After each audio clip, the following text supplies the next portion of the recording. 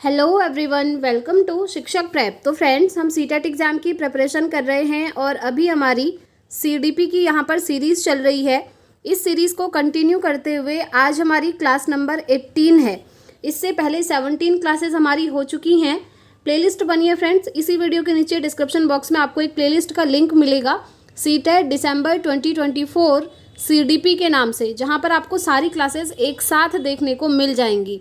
और आप जानते हैं फ्रेंड्स, इन क्लासेस में हम प्रीवियस ईयर क्वेश्चन देखते हैं, साथ ही साथ जो आपका थ्योरी वाला पोर्शन है उसको भी कवर अप करते हुए चलते हैं। तो चलिए स्टार्ट करते हैं आज की क्लास। और देखिए, अगर आपको सीटेट का नोट्स परचेज करना होगा फ्रेंड्स, तो आपको स्क्रीन पर एक व्हाट्सअप नंबर दिख रहा होगा, इस पर आपको व्हाट्सअप मैसेज करना है एंड वहाँ से आप पेड नोट्स को परचेज कर सकते हैं। देखिए, एग्ज़ाम नज़दीक है, अगर आपको नोट्स लेना होगा फ्रेंड्स तो टाइम से लीजिएगा, ताकि आपको बाद में रिवीजन करने के लिए भी टाइम मिले। काफ़ी सारे स्टूडेंट्स नोट्स को ऑलरेडी ले चुके हैं, अगर आप लोग चाहें तो आप भी ले सकते हैं। तो चलिए स्टार्ट करते हैं आज की क्लास और देख लेते हैं क्वेश्चन को विद थ्योरी। तो कल की जो हमारी क्लास हुई थी उसमें हमने क्वेश्चन नंबर 15 तक डिस्कस किया था। आज की क्लास में हम देखेंगे क्वेश्चन नंबर 16 को। तो देखिए, क्वेश्चन है, निबंधात्मक प्रश्नों के स्थान पर वस्तुनिष्ठ प्रश्न विद्यालयों में क्यों पूछे जाते हैं। निबंधात्मक प्रश्न मतलब होते हैं फ्रेंड्स जो आपके ऐसे टाइप के क्वेश्चन होते हैं जिसमें आपको बहुत सारा लिखना होता है, ठीक है। और वस्तुनिष्ठ प्रश्न मतलब होते हैं जो आपके मल्टीपल चॉइस क्वेश्चन होते हैं ना, जिसमें 4 ऑप्शन में से एक चूज़ करना होता है, या फिर जो आपका फिल इन द ब्लैंक होता है, या फिर जो आपका ट्रू फॉल्स वाले क्वेश्चन होते हैं, तो वो आपके वस्तुनिष्ठ प्रश्न कहलाते हैं। तो आपसे यही पूछा है कि निबंधात्मक प्रश्नों के स्थान पर विद्यालय में वस्तुनिष्ठ प्रश्न आपसे क्यों पूछे जाते हैं। देखिए, आपने भी देखा होगा जो आपके एग्जाम होते हैं वहाँ पर वस्तुनिष्ठ प्रश्न ही तो आते हैं। आप सीटेट की प्रिपरेशन कर रहे हैं, वहाँ पर भी आपके वस्तुनिष्ठ प्रश्न आते हैं, एमसीक्यू टाइप क्वेश्चन आते हैं। 4 ऑप्शन होंगे और उसमें से एक आपने चूज़ करना होगा। तो ऐसा क्यों किया जाता है, ये आपसे पूछा हुआ है।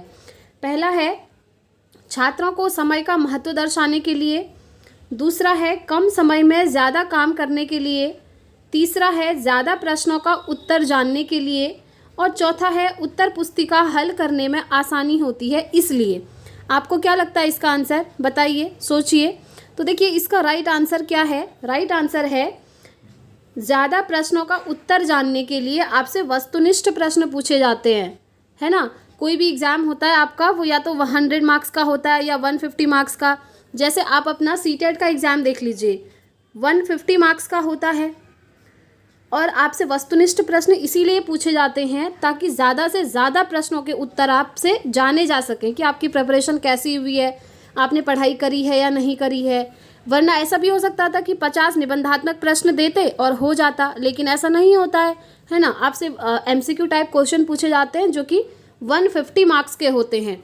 तो ज़्यादा प्रश्नों का उत्तर जानने के लिए हमेशा वस्तुनिष्ठ प्रश्न आपसे एग्जाम में पूछे जाते हैं, ध्यान रखना है, ठीक है। तो थर्ड ऑप्शन इस क्वेश्चन का बिल्कुल राइट हो जाएगा।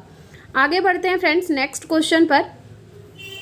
निम्नलिखित में से कौन सा विकल्प दी गई दिव्यांगता और संबंधित छात्रों के समावेशन हेतु यथोचित संयोजन रणनीति का सही युग्म है। दिव्यांगता और उससे संबंधित छात्रों के समावेशन की बात हो रही है। अब दिव्यांगता क्या क्या है, देखिए, गुणज वैकल्य है जिसे हम अधिगम अक्षमता भी कहते हैं इन सभी को, ठीक है। दूसरा पठन वैकल्य है, तीसरा दृश्य हानि है, चौथा स्वलीनता है। अब इनका मतलब क्या होता है वो मैं आपको पहले क्लियर कर देती हूँ, ठीक है। गुणज वैकल्य मतलब होता है जब बच्चे को मैथ में कैलकुलेशन करने में यानी कि गणना करने में प्रॉब्लम होती है तो हम कहते हैं वो गुणज वैकल्य है। नेक्स्ट है पठन वैकल्य। पठन वैकल्य मतलब होता है फ्रेंड्स जब बच्चे को पढ़ने में प्रॉब्लम आ रही है तो उसे पठन वैकल्य कहते हैं। दृश्य हानि मतलब होता है बच्चा देख नहीं पाता है, उसे देखने में प्रॉब्लम है। और स्वलीनता, ऑटिज्म, ऑटिज्म मतलब होता है, इंग्लिश में ऑटिज्म कहते हैं, हिंदी में स्वलीनता। इसका मतलब होता है कि बच्चा ज़्यादा कम्युनिकेट नहीं करता है, लोगों के साथ ज़्यादा बातचीत करना पसंद नहीं करता है, तो हम कहते हैं ये स्वलीनता है, ठीक है। अब ये चारों मैंने आपको एक्सप्लेन कर दिए, अब आप अपने आंसर तक खुद ही पहुंच सकते हैं। पहला है गुणज वैकल्य में क्या कह रहा है, कैलकुलेशन के इस्तेमाल पर रोक लगा दी है। वैसे ही बच्चे को गणना करने में दिक्कत है तो आपको रोक नहीं लगानी है बल्कि कैलकुलेटर को यूज़ करने देना है, तो इसलिए ये ऑप्शन हमारा एलिमिनेट हो गया। नेक्स्ट है बच्चे को पढ़ने में दिक्कत है और लिखने के लिए लंबे लंबे आप निबंध दे रहे हैं। जी नहीं, ऐसा नहीं होगा, क्योंकि देखिए बच्चे को पढ़ने में प्रॉब्लम है और आप चाह रहे हैं कि उनको लिखने के लिए आप लंबे लंबे निबंध दे दें, तो ऐसा नहीं होता है। ठीक है, नेक्स्ट है दृश्य हानि, पाठ को पढ़ने के लिए सॉफ्टवेयर प्रदान करना। जी हाँ, ये बिल्कुल सही है, क्योंकि बच्चे को देखने में प्रॉब्लम होती है ना, तो इसीलिए किसी चैप्टर को पढ़ने के लिए कोई सॉफ्टवेयर देना बच्चों को, जिसकी हेल्प से वो पढ़ पाएँ। ठीक है, देख पाएँ, पढ़ पाएँ, तो सॉफ्टवेयर की हेल्प से पढ़ना जो है ईजी हो जाएगा। बाकी ये है स्वलीनता, दृश्य अधिभार बढ़ाना, ये ऐसा नहीं होता है। ये क्या होता है मैंने आपको समझा दिया, तो इसीलिए थर्ड वाला जो ऑप्शन है ये यहाँ पर बिल्कुल सही हो जाएगा। ठीक है, आगे बढ़ते हैं नेक्स्ट क्वेश्चन की तरफ। निम्नलिखित में से कौन सा विकल्प विद्यार्थियों की सोच को सुसाध्य नहीं करता है? नोट पूछा हुआ है। पहला है सक्रिय भागीदारी। तो देखिए सक्रिय भागीदारी ये तो बहुत अच्छी चीज़ है, यानी कि बच्चा एक्टिवली पार्टिसिपेट कर रहा है किसी काम में, वो एक्टिव है, पूरे मन के साथ, पूरी रुचि के साथ वो पढ़ रहा है, तो ये तो विद्यार्थियों की सोच को सुसाध्य करेगा। लेकिन ये कह रहा है कौन सा नहीं करेगा? सार्थक गतिविधियाँ, जी हाँ, कुछ एक्टिविटीज़ हैं, वो एक्टिविटीज़ करेगा तो उससे भी क्या होगा, जो सोच है वो सार्थक होगी। ठीक है, सुसाध्य होगी। नेक्स्ट है निष्क्रिय सुनना और सामाजिक भागीदारी। देखिए सामाजिक भागीदारी, जैसे एक क्लासरूम में बहुत सारे बच्चे हैं, वो उनके लिए एक समाज की तरह एक्ट करते हैं। समाज मतलब ये नहीं होता कि जब बहुत सारे लोग स्कूल के बाहर घर की दुनिया में मिल जाएं तो वो समाज है, नहीं। छोटे बच्चों के लिए स्कूल में जब बहुत सारे बच्चे मिल करके कोई काम करते हैं तो वो भी एक समाज ही कहलाता है। ठीक है, तो उस समाज में बच्चे पार्टिसिपेट कर रहे हैं, भागीदारी कर रहे हैं, ये भी आपकी अच्छी चीज़ है। लेकिन ये जो निष्क्रिय होकर सुनना है, ये आपकी सोच को सुसाध्य नहीं करेगा। निष्क्रिय होकर सुनना मतलब होता है जब आप किसी काम को ऐसे पढ़ रहे हैं जब आपका मन ही नहीं है, आपकी रुचि है ही नहीं उसमें, ज़बरदस्ती आपको बिठाया गया है पढ़ने के लिए। ठीक है, तो ये होता है निष्क्रिय होकर के सुनना। तो अगर आप निष्क्रिय होकर सुनेंगे तो आपको कभी भी चीज़ें याद नहीं होंगी, ना ही आपको समझ में आएगा। तो यही जो है विद्यार्थियों की सोच को सुसाध्य नहीं करेगा। ठीक है, तो थर्ड ऑप्शन इसका राइट हो जाएगा। आगे बढ़ते हैं फ्रेंड्स नेक्स्ट क्वेश्चन की तरफ। शिक्षा शास्त्रियों की मान्यता है कि शिक्षण में सर्वाधिक चुनौती निहित रहती है। किस चीज़ पर? शिक्षकों द्वारा उचित परिश्रम की प्राप्ति, छात्रों के विकासात्मक विकास की देखभाल करना, शिक्षकों के व्यक्तिगत विकास की देखभाल करना, और चौथा है शिक्षण विषय वस्तु को सीखने में पुरस्कार दंड का न्यूनतम रूप में प्रयोग करना। तो बताइए इसका राइट आंसर क्या होगा?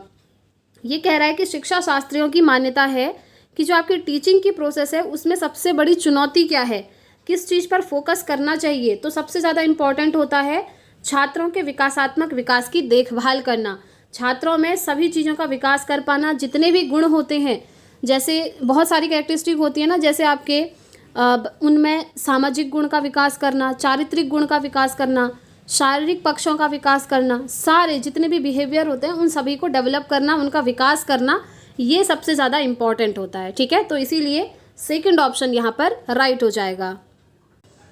नेक्स्ट क्वेश्चन है लड़कियों को भाषा और कलाओं को अपनाने के लिए प्रोत्साहित करना और गणित और विज्ञान को अपनाने के लिए उन्हें हतोत्साहित करना, ये किस चीज़ का उदाहरण है? देखिए फ्रेंड्स, मैंने आपको बहुत बार बोला है, ये जो जेंडर वाला चैप्टर है ना, यानी कि जो लिंग वाला चैप्टर है, उससे बहुत सारे क्वेश्चन आपके सीटेट में पूछे जाते हैं। देखिए सीडीपी में 1 से 2 नंबर आपके फिक्स होते हैं इस चैप्टर से, इसलिए आपको ये समझना है कि जेंडर भेदभाव क्या होता है। और वो क्वेश्चन आपका इसी से रिलेटेड होता है मोस्टली, कि जहाँ पर भेदभाव किया जा रहा होगा, लड़कियों से कुछ और काम करवाए जा रहे होंगे, लड़कों से कुछ और काम करवाए जा रहे होंगे, या लड़कियों को इग्नोर किया जा रहा होगा, लड़कों पर फोकस किया जा रहा होगा। तो ये सब आपके ना जेंडर बायसनेस है, जो भेदभाव किया जाता है लड़के और लड़कियों में। ठीक है, बस इसमें भी यही हो रहा है। यहाँ पर क्वेश्चन में देखिए कि लड़कियों को भाषा और कला को अपनाने के लिए कहा जा रहा है और गणित और विज्ञान को हतोत्साहित किया जा रहा है। मतलब गणित और विज्ञान आप मत पढ़िए कहा जा रहा है, आप सिर्फ भाषा और कला में फोकस करिए, लड़कियों से ये कहा जा रहा है। अब इसका मतलब क्या है? यहाँ पर जेंडर जो है भेदभाव दर्शा रहा है। ठीक है, कि लड़कियों के इन्होंने चीज़ें अलग कर दी और जो गणित और विज्ञान है वो कह दिया कि लड़कियाँ नहीं पढ़ेंगी, उसको हतोत्साहित कर दिया। तो ये क्या है? आपका जेंडर भेदभाव है। ठीक है, जेंडर समानता क्या होता है? जेंडर समानता तब होता जब इस क्वेश्चन में लड़के और लड़कियों को इक्वल नज़र से देखा जाता, उनमें कोई भी भेदभाव नहीं किया जाता, वो जेंडर समानता होता है। जेंडर स्थिरता क्या होता है, इसको इंग्लिश में बोलते हैं फ्रेंड्स जेंडर कॉन्स्टेंसी। ठीक है, जेंडर कॉन्स्टेंसी। अब ये कॉन्स्टेंसी मतलब होता है कि एक छोटा बच्चा जो है ना, जब वो धीरे धीरे थोड़ा बड़ा होता है तो वो ये समझने लगता है कि जिस तरीके से कपड़े चेंज किए जाते हैं उस तरीके से जो हमारा जेंडर है वो चेंज नहीं किया जा सकता। यानी कि जो हमारा जेंडर है वो कांस्टेंट है, स्थिर है, इसको हम नॉर्मली जैसे कपड़े चेंज करते हैं उस तरीके से चेंज नहीं कर सकते। अब जेंडर यानी कि आप जानते हैं लड़का होना, लड़की होना और थर्ड जेंडर वो होना, तो ये 3 जेंडर होते हैं। तो बच्चा इनमें डिफरेंस समझने लगता है और ये समझने लगता है कि इसको हम नॉर्मली कपड़ों की तरह चेंज नहीं कर सकते। ठीक है, ये जेंडर स्थिरता हो गया, भेदभाव आप जानते ही हैं। ठीक है, आगे बढ़ते हैं नेक्स्ट क्वेश्चन की तरफ। पियाजे के सिद्धांत में संज्ञानात्मक प्रणाली के लिए स्कीमाओं को पुनर्व्यवस्थित करना, उन्हें स्कीमाओं के से जोड़ने को क्या कहा जाता है? बताइए क्या कहा जाता है? पहला ऑप्शन है समायोजन, दूसरा है अनुकूलन, तीसरा है संगठन और चौथा है परिपक्वता। तो देखिए यहाँ पर क्या कह रहा है, संज्ञानात्मक प्रणाली के लिए स्कीमाओं को पुनर्व्यवस्थित करना, उन्हें विभिन्न स्कीमाओं से जोड़ने को क्या कहा जाता है? समायोजन कहा जाता है, अनुकूलन कहा जाता है, संगठन कहा जाता है। जी हाँ, ऑर्गेनाइजेशन कहा जाता है, संगठन कहा जाता है। ठीक है, थर्ड ऑप्शन इसका राइट हो जाएगा। आगे बढ़ते हैं फ्रेंड्स नेक्स्ट क्वेश्चन की तरफ। निम्नलिखित में से कौन सी प्रथा शिक्षा में समावेशन को बढ़ावा देती है? यानी कि शिक्षा में इंक्लूसिव एजुकेशन को बढ़ावा दे रही है। पहला है छात्रों को शारीरिक दंड देकर। जी नहीं, ये कोई बात थोड़ी हुई कि आप बच्चों का समावेशन उनको शारीरिक रूप से दंड देकर यानी कि मारपीट कर रहे हैं, ये नहीं है। प्रतियोगी परीक्षाओं के लिए सीखना, मैंने आपको हमेशा बोला है फ्रेंड्स, प्रतियोगी परीक्षाएं उनके लिए सीखना ये समावेशन को बढ़ावा नहीं देती हैं। ठीक है, मानकीकृत पाठ्यक्रम भी आपका नहीं होगा। यहाँ पर मानक फिक्स कर दिए जाते हैं, जैसे किसी को A ग्रेड देना, किसी को B देना, किसी को C, किसी को D ग्रेड दे देना। इस तरीके से ये प्रणाली भी आपकी अच्छी नहीं मानी जाती है, क्योंकि जिसको D ग्रेड दिया है ना उसका कॉन्फिडेंस लूज होने लगता है, इसीलिए। और यहाँ पर आप देखिए विविधता को सम्मान देना, ये आपका पॉजिटिव चीज़ है और यही इसका राइट आंसर होगा। आप जानते हैं हर व्यक्ति में कुछ ना कुछ डिफरेंसेस पाए जाते हैं। इवन जो ट्विंस होते हैं उनमें भी एक ना एक डिफरेंस होता ही है, किसी ना किसी बेसिस पर। हो सकता है दिखने में हो, या फिर हो सकता है उनकी जो एबिलिटी है चीज़ों को याद करने की उसमें हो। आप जानते ही हैं विविधता तो हर जगह पाई जाती है, तो हर विविधता को सम्मान देना। और आप जानते हैं हर किसी की संस्कृति भी अलग होती है, तो उन सभी संस्कृतियों को सम्मान देना, विविधता को सम्मान देना आप क्या करता है, समावेशन को भी बढ़ावा देता है। ठीक है, इससे सभी बच्चों का समावेश होता है, इंक्लूजन होता है। तो थर्ड ऑप्शन इसका राइट हो जाएगा। आगे बढ़ते हैं फ्रेंड्स नेक्स्ट क्वेश्चन। बच्चों की बुद्धिमत्ता का आकलन करने के लिए IQ का प्रयोग, IQ मतलब होता है इंटेलिजेंट कोशेंट, ठीक है, करने के क्या मुख्य सरोकार हैं? सबसे पहले आप लोग मुझे IQ का फॉर्मूला बताइएगा, क्योंकि इससे पहले वाली जो हमने क्लास करी थी उसमें IQ का फॉर्मूला मैंने आपको बताया था। IQ बराबर क्या होता है, कभी कभी आपको क्वेश्चन दिया जाता है IQ निकालने के लिए। ठीक है, उसका फॉर्मूला आप लोग मुझे बताएंगे, मैंने कल ही आप लोगों को कराया है। कमेंट बॉक्स में ज़रूर बताइएगा कि IQ बराबर क्या होता है उसका फॉर्मूला। ठीक है, तो बताइए कि IQ का प्रयोग करने के लिए मुख्य सरोकार क्या हैं? यानी कि आप बच्चे की बुद्धिमत्ता का आकलन करना चाहते हैं तो IQ का प्रयोग करने के लिए क्या मुख्य सरोकार हैं, ये आपसे पूछा हुआ है। तो सबसे पहला है आपका प्राप्तांक की अस्थिरता, दूसरा है परीक्षा में सांस्कृतिक पूर्वाग्रह, तीसरा है परीक्षा का उत्पादक केंद्रित होना, चौथा है बच्चों को नामांकित करना। तो देखिए यहाँ पर ना ये सारे ही सही हो जाएंगे। इंटेलिजेंस कोशेंट का प्रयोग करने के क्या मुख्य सरोकार हैं? तो ये सारे ही हैं आपके, सेकंड ऑप्शन यहाँ पर हम सही मानेंगे इसको। ठीक है, आगे बढ़ते हैं नेक्स्ट क्वेश्चन। शिक्षण करते समय आपको लगे कि जो कुछ आपने पढ़ाया है वह सही नहीं है तो आप क्या करेंगे? सपोज करिए आप एक टीचर हैं और आपको लग रहा है कि जो चीज़ आपने पढ़ाई है वो सही नहीं है, तो आप क्या करेंगे बताइए? पहला है प्रकरण अधूरा छोड़ देंगे और दूसरा प्रकरण स्टार्ट कर देंगे। प्रकरण मतलब होता है कोई टॉपिक जो आप पढ़ा रहे हैं कि उस टॉपिक को आप अधूरा ही छोड़ देंगे और दूसरा टॉपिक पढ़ाना स्टार्ट कर देंगे, ऐसा कभी नहीं करना है। ठीक है, जो आप गलत पढ़ा रहे हैं पहले उसको क्लियर तो करिए। दूसरा है छात्रों से कहेंगे कि गलती हुई और उसे ठीक कर देंगे। तीसरा है छात्रों का उससे ध्यान हटा देंगे। जी नहीं, छात्रों को डांटेंगे? नो, गलती आप कर रहे हैं, आप गलत चीज़ पढ़ा रहे हैं तो छात्रों को थोड़ी डांटेंगे। तो देखिए इसका राइट आंसर होगा कि छात्रों से कहेंगे कि इस टॉपिक में यहाँ पर मिस्टेक हुई है, गलती हुई है, आप उसे ठीक कर लीजिए, मैं आपको दोबारा पढ़ा देती हूँ या दोबारा पढ़ा देता हूँ, इस तरीके से। ठीक है, कभी भी उस टॉपिक को अधूरा छोड़कर नहीं जाना है, इग्नोर नहीं करना है, ना ही बच्चों को डांटना है। तो इसका राइट आंसर ऑप्शन सेकंड हो जाएगा। आगे बढ़ते हैं नेक्स्ट क्वेश्चन की तरफ। किस अवस्था में बच्चा अपने को सामाजिक एवं मनोवैज्ञानिक वातावरण से समायोजित करता है, यानी कि उसमें खुद को ढाल लेता है, सामाजिक और जो मनोवैज्ञानिक वातावरण होता है, ऐसा कौन सी स्टेज में होता है? बाल्यावस्था में, किशोरावस्था में, शैशवावस्था में, या इनमें से कोई अवस्था नहीं है? तो देखिए ये होता है आपका बाल्यावस्था की स्टेज में, यानी कि जो आपकी चाइल्डहुड की स्टेज होती है। यहाँ पर बच्चा सामाजिक होने लगता है, समाज में उठना बैठना, लोगों के साथ बातचीत करना, और जो मनोवैज्ञानिक वातावरण है उन दोनों में ही खुद को ढालने की पूरी कोशिश करने लगता है। ध्यान रखेंगे ये चाइल्डहुड की स्टेज में होता है। फर्स्ट ऑप्शन इसका राइट होगा। आगे बढ़ते हैं नेक्स्ट क्वेश्चन। किस तरह का चिंतन खोज, आविष्कार एवं मौलिकता को जन्म देता है? ऐसे किस तरीके से आप सोचेंगे, कह रहा है कि जो आपकी सोच है, आपका चिंतन है, आपकी थिंकिंग है, वो किसी चीज़ की खोज, आविष्कार और मौलिकता को जन्म देगा। और इस तरह के क्वेश्चन मैंने आपको पहले भी करवाए हैं फ्रेंड्स। ये क्वेश्चन आपके काफ़ी बार पूछे जाते हैं। आपको लगेगा सारे ही चिंतन सही हैं, लेकिन ऐसा नहीं होता है। एक चिंतन होता है जिसमें ना एक प्रॉब्लम होती है और उसका सॉल्यूशन ढूंढने के लिए आप अलग अलग तरीके से सोचते हैं। हर डायरेक्शन में आपका दिमाग घूमता है, जहाँ से आप किसी ना किसी चीज़ की खोज, आविष्कार या मौलिकता को जन्म देते हैं। तो ये सोच आपकी ज्ञानात्मक नहीं होती है, क्रियात्मक भी नहीं होती है, सामाजिक भी नहीं होती है। ये सोच होती है आपकी सृजनात्मक, यानी कि क्रिएटिव थिंकिंग, सृजनात्मक चिंतन इसको कहा जाता है। यहाँ पर क्या होता है कि बच्चा अलग अलग दिशाओं में सोचने लगता है। जैसे आपने बच्चे से कोई क्वेश्चन पूछा, अब ऐसा नहीं है बच्चा बस एक ही तरफ ध्यान देगा और वो आंसर बता देगा, नहीं, वो हर डायरेक्शन में सोचेगा कि इसका आंसर ये भी हो सकता है, ये भी हो सकता है, ये भी हो सकता है, और उसके पीछे के जितने रीज़न है वो भी ढूंढने की पूरी कोशिश करता है। ठीक है, तो इसीलिए थर्ड ऑप्शन इसका राइट हो जाएगा। आगे बढ़ते हैं नेक्स्ट क्वेश्चन की तरफ। वह बालक जो डैश से ग्रस्त है वह र को वार में अंतर स्पष्ट करने में असमर्थ है। ओके, देखिए एक बच्चा है, टीचर ने ब्लैक बोर्ड में लिखा RAW, लेकिन बच्चा उसको पढ़ रहा है WAR। तो आपसे पूछा है, देखिए इन दोनों में अंतर स्पष्ट करने में बच्चा असमर्थ है। RAW और WAR में वो अंतर नहीं कर पाता। टीचर ने ब्लैक बोर्ड में लिखा RAW और वो अपने नोटबुक में लिखता है WAR। तो वह बालक किस चीज़ से ग्रस्त है, ये आपसे पूछा हुआ है। और मैंने आपको हमेशा बताया है, जब बच्चे को पढ़ने में दिक्कत आती है तो उसको हम क्या कहते हैं? उसको हम डिसलेक्सिया कहते हैं। मैंने आपको बहुत बार बताया है। जैसे टीचर ने RAW लिखा, वो WAR पढ़ रहा है उसको, और अपनी नोटबुक में भी वैसे ही लिख रहा है। तो ये क्या है? डिसलेक्सिया है, जब बच्चे को पढ़ने में प्रॉब्लम आती है।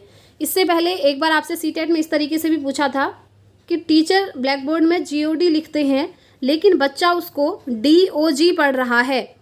तो बच्चा किस चीज़ से ग्रस्त है? आप कहेंगे डिसलेक्सिया से, क्योंकि वो गलत चीज़ें पढ़ रहा है, उसे पढ़ने में प्रॉब्लम हो रही है।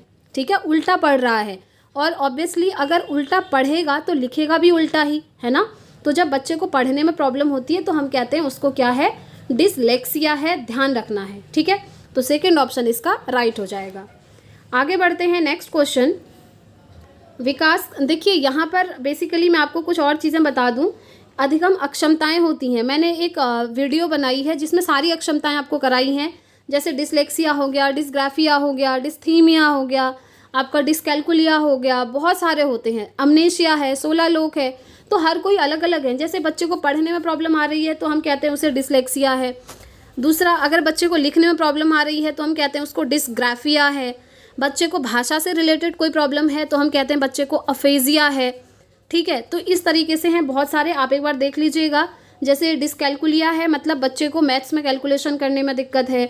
तो वो जो अधिगम अक्षमताएं हैं, एक बार उस वीडियो को देखिएगा, आपकी सारी वो क्लियर हो जाएंगी। ठीक, नेक्स्ट क्वेश्चन है, विकास का कौन सा सिद्धांत बताता है कि शरीर के विभिन्न तंत्र अलग अलग दरों पर विकसित होते हैं? बताइए कौन सा सिद्धांत बताता है? शीर्षगामी सिद्धांत, समीप दूराभिमुखी सिद्धांत, पदानुक्रमित एकीकरण का सिद्धांत, या प्रणालियों की स्वतंत्रता का सिद्धांत। देखिए यहाँ पर बात हो रही है शरीर के विभिन्न तंत्र जो है ना अलग अलग दरों पर विकसित होते हैं, अलग अलग दरों पर विकसित होते हैं, मतलब प्रणालियों की स्वतंत्रता का सिद्धांत है। स्वतंत्रता का मतलब ही होता है अलग अलग, ठीक है। तो फोर्थ ऑप्शन इसका राइट हो जाएगा। अब देखिए आपसे एक क्वेश्चन सीटेट में फेवरेट है आपका, विकास से ही रिलेटेड। जब बच्चे का विकास सर से पैर की तरफ होता है, जिसे हम शीर्षगामी सिद्धांत कहते हैं हिंदी में, और इंग्लिश में कहते हैं इसको सिफेलोकॉर्डल डेवलपमेंट। जब बच्चे का डेवलपमेंट हेड टू टो हो रहा है, सिर से पैर की तरफ हो रहा है, तो वो जो विकास है आपका सिफेलोकॉर्डल कहलाता है, जिसे हिंदी में शीर्षगामी सिद्धांत कहते हैं। वहीं अगर बच्चे का विकास केंद्र से परिधि की तरफ हो रहा है तो इसको हम कहते हैं प्रॉक्सिमोडिस्टल डेवलपमेंट, और हिंदी में कहते हैं समीप दूराभिमुखी सिद्धांत। याद रखेंगे, ठीक है। इन दोनों में डिफरेंस काफ़ी बार आपसे पूछा जाता है। इस क्वेश्चन का राइट आंसर मैंने आपको बताया ऑप्शन 4 हो जाएगा। आगे बढ़ते हैं नेक्स्ट क्वेश्चन की तरफ। वह मानसिक संरचना जो बालक को किसी वस्तु के विषय में सूचना के प्रक्रमण के लिए एक रूपरेखा प्रदान करती है, वह क्या कहलाती है? पहला है छवि निर्माण, दूसरा है स्कीमा, तीसरा है संज्ञान, चौथा है अभिवृत्ति। तो देखिए किसी वस्तु के विषय में सूचना के प्रक्रमण के लिए एक रूपरेखा प्रदान करती है, और हमेशा मैंने आपको बताया है स्कीमा का मतलब ही ये होता है जब हम किसी चीज़ के लिए दिमाग में रूपरेखा बनाते हैं या फिर एक फ्लो चार्ट बना लेते हैं अपने दिमाग में कि मुझे कोई काम इस तरीके से करना है और इन स्टेप्स को फॉलो करते हुए मुझे ये काम करना है। जैसे आप सीटेट का एग्ज़ाम दे रहे हैं तो आपने अपने दिमाग में एक स्कीमा बनाया होगा। ये जो स्कीमा है ना हम अपने दिमाग में बनाते हैं, तो आपने अपने दिमाग में स्कीमा बनाया होगा। सबसे पहले सिलेबस नोट डाउन करा होगा, फिर देखा होगा कितने सब्जेक्ट हैं, फिर हर सब्जेक्ट के अंदर का सिलेबस देखा, फिर आपने टॉपिक्स देखे कौन कौन से टॉपिक बार बार पूछे जाते हैं। तो इस तरीके से आपने अपने दिमाग में क्या किया, एक स्कीमा बना लिया। स्कीमा मतलब कहते हैं कि हमारे दिमाग में जो पॉकेट्स ऑफ इन्फॉर्मेशन होती हैं या फिर नॉलेज ऑफ इन्फॉर्मेशन, इसी को हम कहते हैं स्कीमा। जब हम किसी भी काम को करने के लिए एक रूपरेखा अपने दिमाग में बना लेते हैं, ठीक है, यही कहलाता है हमारा स्कीमा। अब स्कीमा से ना 3 टाइप के क्वेश्चन पूछे जाते हैं। एक पूछा जाता है स्कीमा किस चीज़ से संबंधित है, आपसे कहेगा दिमाग से संबंधित है, व्यवहार से संबंधित है, शारीरिक पक्ष से संबंधित है या फिर कोई नहीं, तो आप कहेंगे स्कीमा हमारे दिमाग से संबंधित है। और दिमाग को हम संज्ञान भी कहते हैं, दिमाग की जगह संज्ञान से संबंधित है भी आ सकता है। ये क्वेश्चन पूछा हुआ है इसीलिए मैं आपको बता रही हूँ, ठीक है। और ये जो स्कीमा वर्ड है ये किसने दिया था, तो आप कहेंगे ये दिया था जीन पियाजे ने, नोट कर लीजिएगा। वैसे नोट्स में मैंने सारी चीज़ें मेंशन करी हैं, आप लोगों ने देखा ही होगा। तो इसका राइट आंसर ऑप्शन 2 हो जाएगा, ठीक है। आगे बढ़ते हैं नेक्स्ट क्वेश्चन। कथन और कारण से रिलेटेड क्वेश्चन आपसे पूछा गया है, तो देखते हैं। कथन है बच्चों द्वारा निर्मित सहज या अंतर्ज्ञान सिद्धांतों को उन्हें साझा करने के लिए उन्हें प्रोत्साहित करना चाहिए। जी हाँ, बच्चों के अंदर जो भी अंतर्ज्ञान है, जो भी चीज़ें उन्हें आती हैं, बच्चों को ये प्रोत्साहित करना चाहिए कि उस नॉलेज को वो एक्सप्रेस कर पाएँ, बच्चों के सामने बता पाएँ। ये तो ठीक है। कारण है कि सभी बच्चे वास्तविकता की पूर्व संकल्पनाओं से आरंभ करते हैं और विद्यालय में उनकी समझ को ये संकल्पनाएं प्रभावित करती हैं। जी हाँ, ये कह रहे हैं कि बच्चों को पहले से कुछ ना कुछ चीज़ें आती हैं, पूर्व संकल्पनाएं होती हैं, और हमेशा विद्यालय में जब पढ़ाया जा रहा है तो स्टार्टिंग उन्हीं पूर्व संकल्पनाओं के आधार पर होनी चाहिए, ठीक है। तो कारण भी यहाँ पर सही है, कथन भी यहाँ पर सही है, और ये जो व्याख्या है ना ये बिल्कुल सही कर रहा है। तो इसीलिए फर्स्ट ऑप्शन ही यहाँ पर सही हो जाएगा friends. First option is right. A और आर दोनों सही हैं, यानी कि कथन और कारण दोनों सही हैं, और आर ए की सही व्याख्या करता है। ये जो कारण है ये कथन की सही व्याख्या कर रहा है, ठीक है। तो फर्स्ट ऑप्शन यहाँ पर राइट हो जाएगा। तो फ्रेंड्स इस तरीके से आज के क्वेश्चन हमारे कंप्लीट होते हैं। आपको क्लास कैसी लगी कमेंट करके ज़रूर बताइएगा फ्रेंड्स। और जो IQ वाला क्वेश्चन मैंने आपसे पूछा है कि IQ का क्या फॉर्मूला होता है, वो कमेंट करके ज़रूर बताइएगा। तो वीडियो पसंद आई हो तो वीडियो को लाइक भी ज़रूर करिएगा फ्रेंड्स। और अगर अभी तक आप लोगों ने हमें टेलीग्राम और व्हाट्सएप चैनल पर फॉलो नहीं करा है तो कर लीजिएगा। लिंक आपको इसी वीडियो के नीचे डिस्क्रिप्शन बॉक्स में और साथ ही साथ कमेंट बॉक्स में भी पिन किया हुआ मिल जाएगा, ठीक है। तो आज की इस वीडियो में इतना ही रखते हैं फ्रेंड्स। मिलते हैं अब हम कल ऐसे ही अपनी नेक्स्ट क्लास के साथ। Thanks for watching.